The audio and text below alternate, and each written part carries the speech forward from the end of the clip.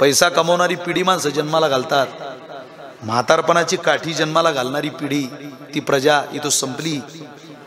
हा मुलगा माझी म्हातारपणात सेवा करेल याचं गोड बोलणं म्हातारपणातलं माझं टॉनिक असेल ही भावना नाही राहिली जगात आता. त्याच्याकरता ज्ञानोबाऱ्यांकडे लोकांना मुलांना आणावं लागेल, तुकोबाऱ्यांकडे आणावं लागेल. इथं कोण तुमचं माझं ऐकतंय महाराज? कोण? प्रपंच येतो, कोणीच ऐकणार नाही. आमच्या शेजारचं आमचे गुरुजी उदाहरण सांगायचे. अरे आपली बायको ऐकत नाही म्हणे, तिला जर सरळ सांगितलं तर ती उलट वागते, तिला उलट सांगितलं तेव्हा ती सरळ वागते. एक दिवस म्हणे तिचे मामा आले आणि मी सांगितलं तुझे मामा आले, पुरणपोळी बनव. ती म्हणे पुरणपोळी? पिठलं भाकरी बनवते. अगं पुरणपोळी बनव, तुझा मामा खूप दिवसांनी आला, येऊ द्या ना येऊ द्या, त्याला काय. तिनं पिठलं भाकरी बनवली म्हणे. आमच्या भागात त्याला बेसन म्हणतात. बेसन जे कोण्या सणाला चालत नाही त्याला बेसन म्हणतात. तिनं बेसन बनवलं. असा संतापला मामा तो म्हणे इतक्या दिवसांनी हिच्या घरी आलो आणि ना बेसन बनवलं. पुन्हा पाय टाकायचे नाही त्यांच्या घरात. मामा निघून गेले. काही दिवसांनी याचे मामा आले. आता याचे मामा आल्यावर याला वाटलं आपल्या मामाला चांगलं खाऊ घालू, पण त्याला शेतावून भाताची परीक्षा केली. ज्यानं आपल्या बायकोशी कसं बोलावं लागतं याचा अंदाज त्याला पुरा आलेला होता. तो म्हणे तुझ्या मामाला जसं बेसन खाऊ घातलं तसं माझाही मामाला खाऊ घालून लवकर जाऊ दे. ते बाई म्हणे मी पुरणपोळी करीन. तो म्हणे आली गड्या गाडी रोडावर आली. पुरणपोळीचं मामाने जेवण केलं, मामा निघून गेले. काही दिवसानं सप्ताह होता गावात. संतोष बुवांना या नंदू बुवांना यांना बोलावलं जेवणाला. दुपारी विचारलं काय स्वयंपाक बनवायचं? टाळकरी म्हटले तुमच्या मनानं बनवावं. मालक म्हटलं साधं जेवण बनव, त्यांना साधं जेवण आवडतं. ती बाई म्हणे तुम्हाला काही कळतं का? अहो शताब्दीच्या पुढचा उत्सव आहे आपला, साधं जेवण कसं बनवून चालेल? काहीतरी गोडधोड बनवावं लागेल.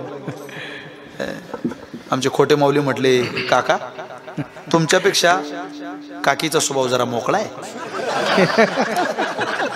तो म्हणे ज्ञानेश्वर बुवा ती किती मोकळी फक्त या पठ्ठ्यालाच माहिती. तुम्ही थोडा वेळ थांबा, मी थोडी झलक दाखवतो तुम्हाला तिची. टाळकरी आली जेवण करायला. ती बाई पानं बरोबर वाढत होती, पण मालकानं मुद्दामच म्हटलं पानं जरा हळू वाढली पाहिजे. तिचं ठरलेलंच गणित होतं. ती सरळ म्हटलं म्हणजे उलटच वागायची महाराज. ती वरूनच पान फेकायची असं. मालक म्हटला पाय जो पानावर पाय की पडू देशी नाही तर ती बाई पानाहून चालली. कसं बस टाळकरींनी जेवण उरकलं. दत्तोजीबा म्हटले ती पेरणी करायला गेले शेतात. जुन्या लोकांचे दृष्टांतही मजेदार होते. पेरणी करायला शेतात गेले, दो दो दो दो पाऊस चालू झाला. इतका पाऊस की त्या पावसात पेरणीच त्यांना करणं जमत नव्हतं. परत निघाले, कडून घेऊन गेलेले शेतात. आता यांना नदी ओलांडून गावात यायचं होतं. नदीला आलेला पूर, त्यांची बैलजोडी थर्र कापत होती. रामभाऊ म्हटला का आपल्यालाही पोहणं नाही, हिलाही पोहणं नाही, बायको जर मिली आपण जर मिलो तर काय करावं? गावातली माणसं म्हटली रामभाऊ लवकर या, डोंगरावर पाऊस चालू आहे, पाणी वाढेल नदीला. आता आता कमरे कमरे पाणी, छाती एवढं पाणी येईल लगेच, तुम्ही शहरामध्ये लवकर. अरे तो म्हणे पण पोहणं नाही. अरे म्हणे बैल नाही येळे हो, त्या बैलाचं शेपूट धरायचं, शेपटी धरून पुढं पुढं पुढं पुढं चालत राहायचं. बैलाला पोहण्याचा गुण आहे, स्वभाव आहे. पण त्यांची जी बैलजोडी होती त्यातला एक बैल बांडा होता, त्याला हाफ शेपटी होती, अर्धी शेपटी होती, एकाला पूर्ण शेपटी. गडबडीत त्याला काही आठवण राहिली नाही, हिच्याशी उलट बोलावं लागतं. तो म्हणे या पूर्ण लांब बैलाच्या शेपटाची शेपटी, बैलाची शेपटी तू धर आणि त्या बांड्या बैलाची शेपटी मी धरतो. बाय म्हणे तुम्ही काय कमको समजता का? अहो 10 बैल जोडाय माझ्या बापाच्या घरी, मी धरते त्या बैलाची शेपटी. धरली त्या बाईने. तो म्हणे आता हिचं ऐकावंच लागेल.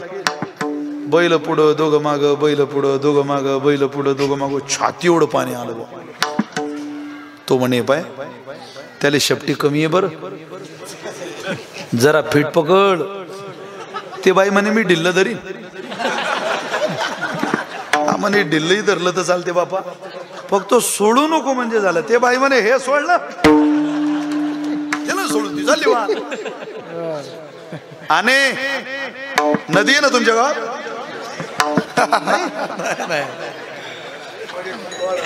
पाणी बिनी येतं ना त्याला. पण समजा तुमच्या गावाला नदी आहे आजच्या दिवस, असं करीत मी असल्यावर काय दृष्टांतात काय लागतं महाराज? नदी आणायला त्याला काही प्रयत्न करावे लागतात. नदी वाहती इकडं, रामभाऊ तिकडच्या काठावून चालले बायकोला वरती पाहायला. 2-4 माणसं भेटले. म्हणे रामभाऊ कुठं चालला रे? अरे म्हणे रावसाहेब बायको होऊन गेली गाड्या. म्हणे रामभाऊ काय ले का तू साधा बोळा माणूस, आपली नदी खाली वाहते आणि तू वरती चालला पाहायला तिला. तो म्हणे रावसाहेब मला पुरा अंदाज आला तिचा, ती खाली जाऊ शकत नाही आता, ती वरतीच गेली असेल म्हणे.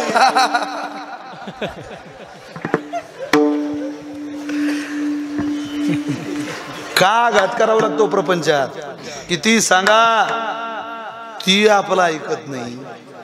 महाराज म्हटले असं ती ऐकेल ती ऐकेल, कोणाकोणाला वाटलं आज आमेला पण जामेला बाप बसला गेला, आज आमेला पण जामेला बाप बसला गेला, तुझे बदना तू बनतो ही पैसा